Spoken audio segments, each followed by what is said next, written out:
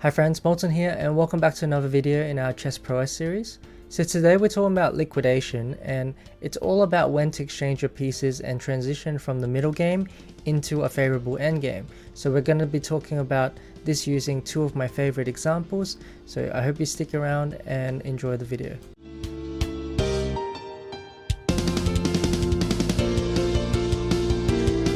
In the following position, white actually has a sequence of tactics which can forcefully get him into a one pawn up endgame. So if you want to try and work out that solution, then feel free to pause the video right now and work it out. Otherwise, if you just want to enjoy, then I'm going to go through it with you right now. And here white has the move knight takes d5, which is very strong, utilizing the pin on the c file, forces black to capture on d5 because of the fork. And now white can trade off rooks on c7, rook takes, queen takes, and here the whole point of the combination is to go queen e8 check. King has to go to h7, and now we have two options: queen takes a8 or bishop takes e4. When you're looking through a long variation such as this one, try and go for the most forcing combination first, and here the most forcing move is bishop takes e4 check. Pawn takes, and then we take the bishop on a8. Now even if you reach this position in your calculation, the next step is to correctly assess and determine whether it's worth going into, and this is the hardest part and the part where a lot of people have trouble with the most, especially determining if an endgame is good or bad. They're not quite sure. So in this position we can see that white is a whole pawn up, but people might be deterred of going into this position just because black has the move here and he has the option of going queen c1 check, maybe picking up these pawns, maybe checking on c7, maybe you're not too sure. But here, when assessing the endgame, just go back to what I said in my previous videos, and I mentioned that you want to look for your piece activity, you want to look for weaknesses in the position, and most importantly here you want to look for the passed pawn. And here white is the only one who has the passed pawn, and this d pawn is crucial in this position. Also the fact that the e pawn is hanging with check is also very important. But after queen c1 check, king h2, queen takes b2, we have queen takes e4 check. The king can't go back here to g8 because of queen check, and then queen takes pawn would protect both our back rank pawns. So that wouldn't work here. Therefore, after the move queen e4 check, black played the move g6 instead. And here, instead of trying to defend the pawns on f2 and a2, white should utilize his advantage right away, and that's the passed d pawn. And a lot of people don't do this. They sort of would go back and try to defend one of their pawns here, when in fact the best move is just to push their advantage as quickly as possible. Queen takes f2, we have to move pawn to d6, queen f6, and then queen to e7. So it's important that you protect the queening squares here to try and forcibly get your pawn up the board as quickly as possible.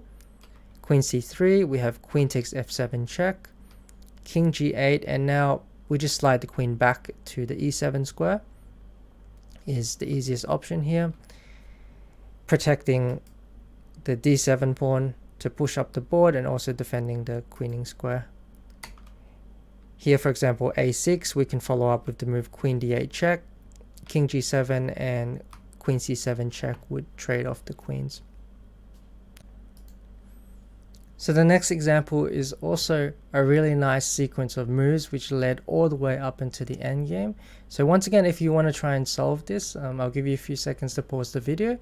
Otherwise, I'll see you in the solution. So here in this position, white played the move pawn to e5, very strong, and black has a few options. He can capture the pawn here, or he can push his pawn to d5. I think pushing the pawn to d5 is probably the best option here for black, but of course we should look at the most forcing variation, and that involves capturing the pawn on e5. If he does nothing, then white will of course capture one of these pawns in the center. So f takes e5, and now white captures on c6, which is the whole idea of this combination, pinning the rook to the knight. And here we have the move rook to e7, rook to d8 would lead to pretty much the same thing as well. And now the forcing sequence continues. Bishop takes on d7, rook takes d7, and then pawn takes on e5. So we have black stuck in this pin along the d file. So for example, black trades rooks, we check, we capture back. Now the only way to sort of unpin and then win the material back, otherwise black will be a pawn down in the endgame, is to play the move rook f7 check. So the good thing about combinations like this is if you just keep forcing yourself to look further and further, then you'll see that it may not be as hard and complicated as you think, because all the moves are relatively forced. So here white should go to g2, because if you go to e2, then I think black has the option of rook e7, pinning and then winning the pawn back in the center. So after king g2, black has to capture the pawn back, and we continue our forcing sequence, which is rook to d8 check, rook f8, rook takes, king takes. And now, assuming that you saw all the way up until this point, the hardest part is determining whether you should actually trade off your pieces and go into this endgame at all. So a few key elements of this endgame: again, you should look at your weaknesses in the position, the piece activity, as well as passed pawns. But notice that it's a king and pawn ending, and one of the most important things I mentioned when it comes to king and pawn endings and passed pawns is you always want to have the outside passed pawn. So the outside passed pawn is almost always better than the inside passed pawn. So here we see that black has a few weaknesses, and the e pawn is a passed pawn here, but we can see that white can easily blockade this and create an outside passed pawn, which is the deciding factor here, and which means yes, you should definitely trade into this endgame, which will be winning for you.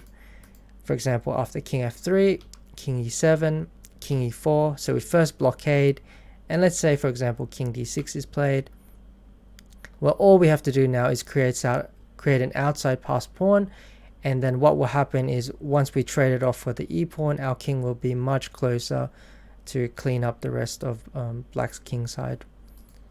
Let's say for example white plays b4 here, the game might continue a6, and we could play a4, let's say g6, and then we could play c4. Already we're threatening to play c5. Let's say for example h6 is played. Well, we could play a move such as c5 or b5 or a5 to try and create a passer, let's say like this. And then the idea is eventually you want to create a passed pawn like this, and we will trade off that one, and our king will be much closer to clean up here black's pawns on the queen side. So as you can see from the two examples, most of the time when it comes to liquidation, it's all about correctly seeing the combination to begin with, but then correctly judging the outcome of the endgame. So you want to go through the key things I mentioned, and hopefully that gives you a better idea of determining if the endgame is good or bad for you. So I hope you enjoyed this video, and I will catch you on the next one.